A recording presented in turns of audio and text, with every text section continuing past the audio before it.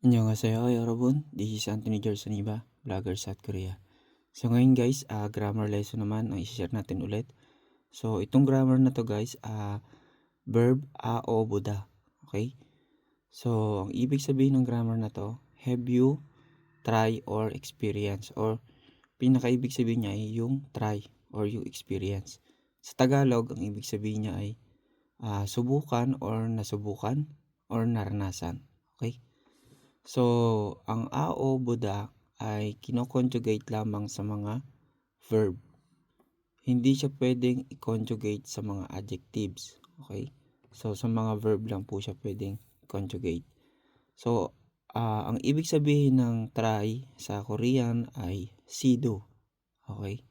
Ang ibig sabihin naman ng experience ay kyonghom. Okay? So, verb aoboda is an experience that I wanted to have. Okay?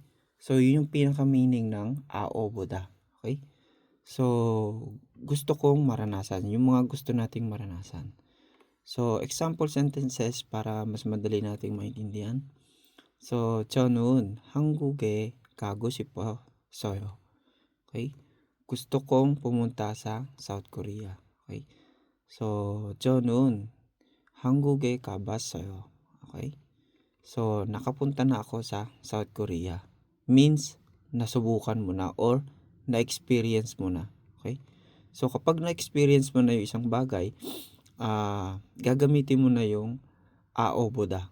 Okay? So, yan. And then, 한국에 가서 아주 싱싱한 김치를 먹어봤어요. Okay? So, I went to South Korea and ate very fresh kimchi. Okay?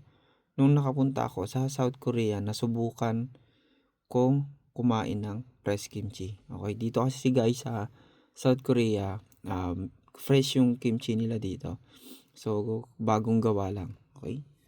So, ito yung pinaka-best explanation. Okay? Para magamit natin tong aoboda. Okay? So, kapag may gusto kang subukan gawin at parang ito yung mga nasa list mong pinakagusto mong gawin at naranasan mo na. So, this is the exact grammar to express about our experience. Okay? So, kapag may gusto tayong gawin, halimbawa, pangarap nating makapunta sa mag-travel tayo, pangarap natin mapunta sa South Korea, sa mga magagandang lugar. So, kapag napuntahan mo na yung isang bagay, gagamitin na natin tong ao buda. Okay? So, yun yung ibig sabihin niya, guys. So, pinakamadaling example. So, halimbawa, hindi ka pa nakakapunta ng Baguio. Sabi mo, gusto kong pumunta sa Baguio. So, nun, Baguio에 가고 싶었어요.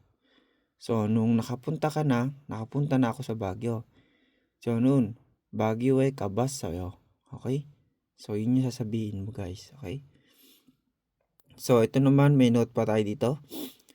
Importante din to guys. So, note, verb not used for this grammar. So, ito yung mga verb na hindi natin, pwede namang gamitin sa aoboda. So, hindi po lahat ng verb ay pwede natin i-conjugate dito. So, yung mga negative experience na verb, hindi po natin pwedeng ikabit kasi itsuborida. So, ayaw to lose something. So, ayaw nating may mawala sa atin. Okay? So, ayaw nating experience yun or subukan yung mga ganung bagay. So, tachida to hurt. So, ayaw din natin yun. So, yun. Hindi po natin pwedeng gamitin siya doon. Okay? So, hanggang dyan lang guys. Sa mga gustong kumuha ng copy, mag-message lang po kayo at magsisend po tayo. So, I hope aralin po natin mabuti ito. Nagagamit din po ito sa mga grammar pattern sa IPES exam or topic exam. Okay? So, hanggang dyan lang guys. Maraming salamat. Thank you and God bless.